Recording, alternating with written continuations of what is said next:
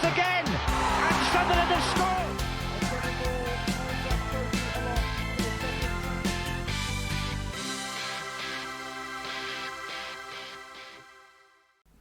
Hello, how we all doing? Hope everybody's alright. So we're back again with the match preview. Our open-coming game on Tuesday night against Preston North End at the Sol. Can we make it 3 wins on the spin and continue this good run of form and finally secure this playoff spot? Hopefully we can do. I'll touch on that in a little bit later, but first of all, a little bit of transfer news. So as reported in the previous videos, Jefferson Bennett has left Sunderland. He's joined Ukrainian Premier League side NLZ Cherkasy. Wish him all the best. You know, like I said previously, it hasn't really worked out for him at Sunderland. Showed some great promise and thought it was going to be a really, really exciting prospect, but hasn't quite worked out. Christian Speakman's been kind of speaking about his move and said hasn't really worked out for Jefferson, and he's at the kind of stage of his career where he needs to be playing games, and there's just other players in front of him at the moment, so it's probably best off that he moves away and gets some first time football. So Jefferson Bennett's left. All the best. I hope it works out for you, and look forward to see how your career progresses in the future. But Preston then, another massive game, like I've said, in our quest to secure this playoff spot. Leeds losing at Portsmouth on Sunday just shows you how unpredictable this championship really is. You know, a couple of weeks ago, it looked as though Leeds had the title sewn up, but 2 games they've dropped 5 points. Sheffield United have now gone level on points with them. It just shows you that anything can happen. So we've just got to keep on at our form, keep on ticking picking up results, keep the form going, and let's just see what happens. Now Preston come into this game in a bit of indifferent form. They've got 1 win in 6 games. They lost against Sheffield United the last time out, then drew against Swansea the time before. But they did beat Burnley in the FA Cup 3 weeks ago. Managed by Paul Higginbottom, we know what he's all about. Vastly experienced manager. Been at some great clubs, got some promotions out of this league as well. He joined Preston in August 2024. He's managed 40 games. He's won 12, drew 18, lost 10. Only got a win percentage of 30%. Now, that's quite low for him. I was expecting him going into Preston and doing good things now, but you can only work with the players that you've got. Haven't really spent that money, much money, and he's just working with the players that he has. They're currently sat in 16th place, and I would probably suggest they haven't got very much to play for. You know, the kind of 11 points clear of the relegation zone, even further away from the playoff spot. So far this season they've played 36, they've won 9, drew 16, lost 11, scored 36, conceded 42. They sat on 43 points. Now, based on them figures, you can see they do draw quite a lot of games, and so they are quite hard to beat. Now, the away record is a similar kind of situation. They've played 18, won 3, drew 6, lost 9, scored 17, conceded 28, took 15 points away from Preston. So it's not going to be an easy game, shall we say. It's another one of these teams where we have struggled with in the past. You know, the mid-table to lower ends of the championship we have had difficulty beaten and putting to bed. They have got a Sunderland connection as well, not only in the form of Higginbottom, who was, I think, one of a youth player for us, but in Sam Greenwood. Now, Greenwood was a young lad tipped to have a great future in the game. You know, in our academy he was doing great things, loads of people speaking about him. We then sold him to Arsenal in 2018. Didn't make an appearance for them. He then went to Leeds, where again hasn't really worked out for him. I think he's only made 20 odd appearances for them. He spent last season on loan at Middlesbrough, where we know he scored against us at home in that 4-0 win. And then he spent this season on loan at Preston. He's only a young lad, he's still only 23. You know, he's still got immense potential, and he could still have a great future in the game. So we're going to have to keep an eye on him, because he's probably their most, you know, their best player, if you like. You know, he's got quality on the ball, great at free kicks and whatever. So he's going to have to be watched, but he's not in their top 3 performers, surprisingly. So Lewis Gibson is their, you know, top performer, defender. Jordan Story, a defender, and Freddie Woodman, the goalkeeper. So, you know, 3 defensive players in their top 3 performance this season. Goals, Emil Rees-Jacobson's got 9, Milutin Osmagic's got 7, and Greenwood's got 5 as well. And assists, Kane Kessler-Hayden's got 3, Mads Frocki Jensen's got 3 as well, and Milutin Osmagic's got 3 as well. So they have got some players who are going to need to be watched. On the day, Preston can beat anybody. I think they've had some good results this season. We did draw against them 0-0, I think, earlier on the season ourselves. But I think for us, if we are going to keep on this run and keep in touch with this top 3, it's another game where we have to kind of win and put them to bed. We got that early start on Saturday, which was a perfect start, but we didn't follow it up. We dropped off the pace and allowed Cardiff back in the game. Now, that's something what we can't afford to do on Tuesday. We need to start off the same way, get an early goal, but then continue to press and try and put teams to bed early, which will then hopefully allow us later in the game to make some changes, rest some key players as we move into the massive game on Saturday against Coventry. So if we win on Tuesday, it will be 3 wins on the bounce. Perfect timing to be putting that sort of run together. Now, there's been big debates from me in recent weeks around the team and tactics, some of which I find quite funny. Some comments on the channel has led to me being called a headhunter. In the way I've criticised Anthony Patterson, sites like mine should be banned, which I find laughable. I only give me opinion on what I see, and if I think somebody deserves criticism, then I'll give it. I've got the same person put a comment and I'm unsubscribing because you talk shit. Well, that's all well and good. If you want to unsubscribe, please feel free. Didn't let me stop you. But I've got no hidden agenda. I just give my honest opinion on what I say. Like I say, on performances, if I think somebody's out of form, I'll see it. If they're playing well, I'll see as well. But just because some of these players in the team at the minute are local lads, some of the fans need to take the red and white glasses off for a bit and realise that just because the local doesn't make them undroppable. If they have a dip in form, or if they come under pressure, there's now to say that they can't come out of the team for a few games. So it's just my personal opinion on what I see. Anthony Patterson, in my opinion, has cost us goals in the last 4 games. Leeds, Hull, Sheffield Wednesday and Cardiff, I thought he was to blame. Now, the one on Saturday can be seen both ways. It could have been seen as a foul on him. A lot of people have seen it as a foul, some haven't. But and he did make a fantastic save in the game against Cardiff at the weekend, which is agreed. But end of the day, it's what he's paid to do. He's a goalkeeper. He's paid to make fantastic saves. It's the basics like commanding his box and having a big voice and his distribution that's letting him down in recent months. He seems to have lost his mobility, lost his confidence.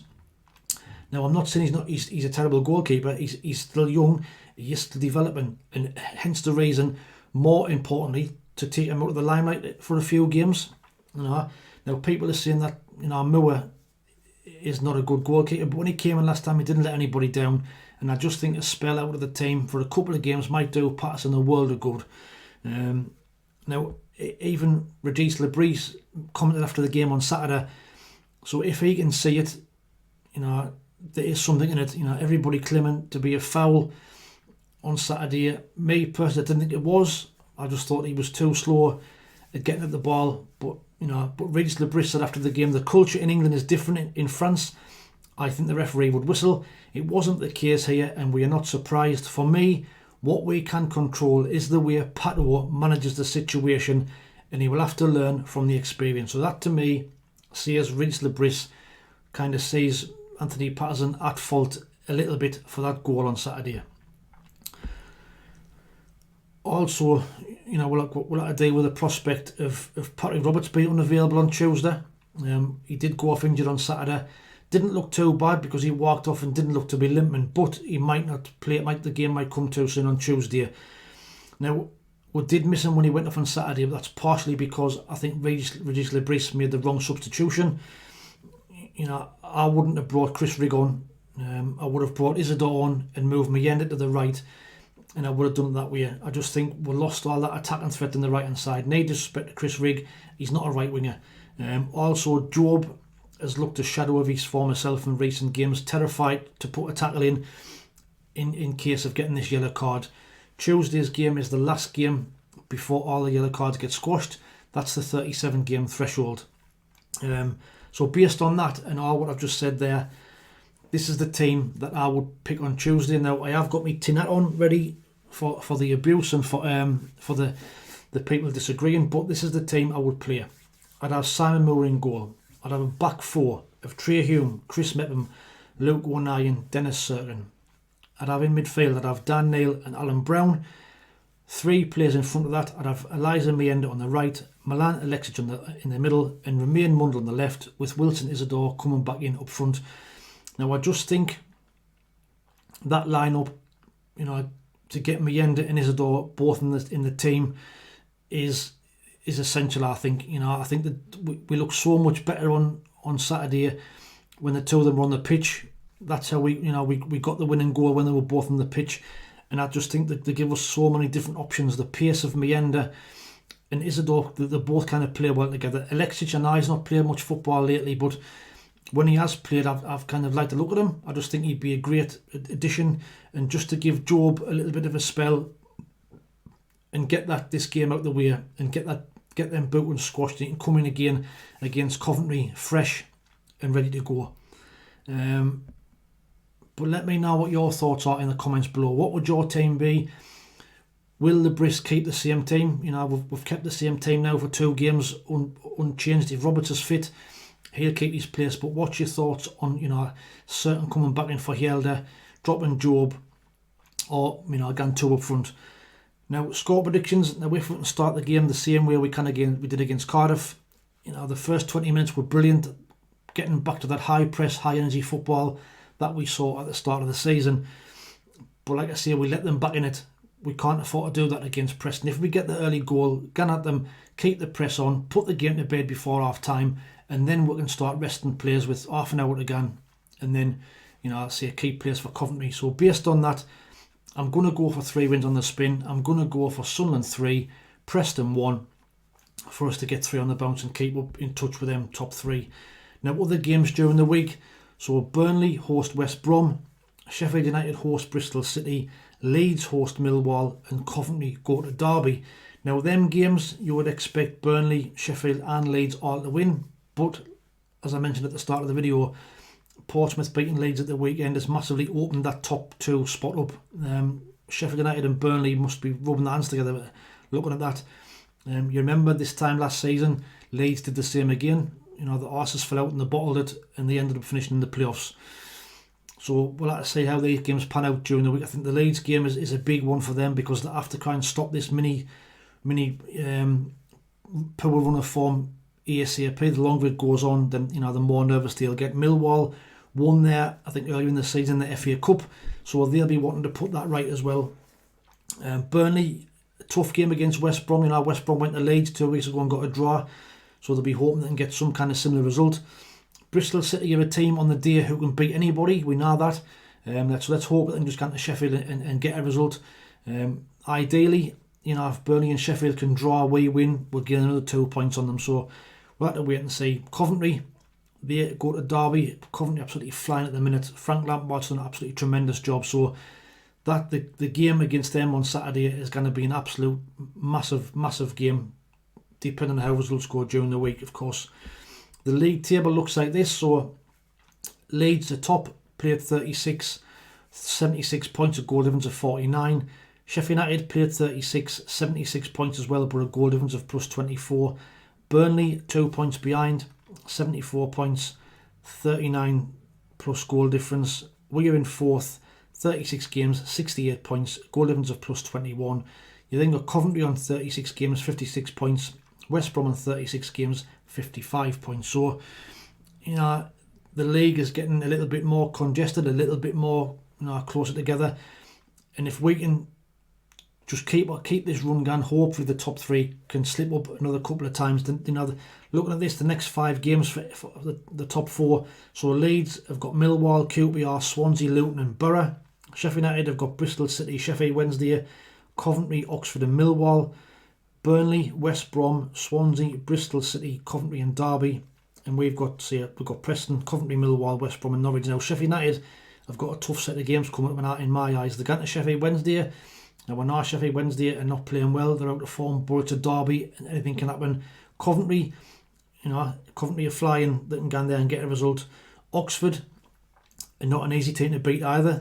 Gary Rowett's done a good job there since he went there, and Millwall as well are a team on the day who can beat anybody. So there's some dodgy games in there for all of us, and I'm just hoping that some of them teams can pick up points against them top 3. But the score prediction, and so there was 5 people correctly predicted a 2-1 win on Saturday. They were Alex Dixon, Brian Greener, David Edwards, John Ruddock and Kevin Caden. They all get 5 points each. The following got the correct result. So Brad Palmer, Tony Huntington, David Newell, Elizabeth Eyre, Gary Hoyle, Mel Lacey, Stuart Mack, Colin Horton, Dave Common, Ibrahim Al-Mutwa, Ken Foster, Kenneth Allen, Mark Aki, Steve, the Man of the World, Malcolm Hopkirk, John T, David Brown, David Keir, D Hall, Peter Smith, Ray Knight, Stu D, Tim the Minion and Trevor Henderson all predicted a win, and they get 2 points each, which leaves the overall scoreboard looking like this for the shirt competition. John Ruddock, 8-point lead out in front on 59 points.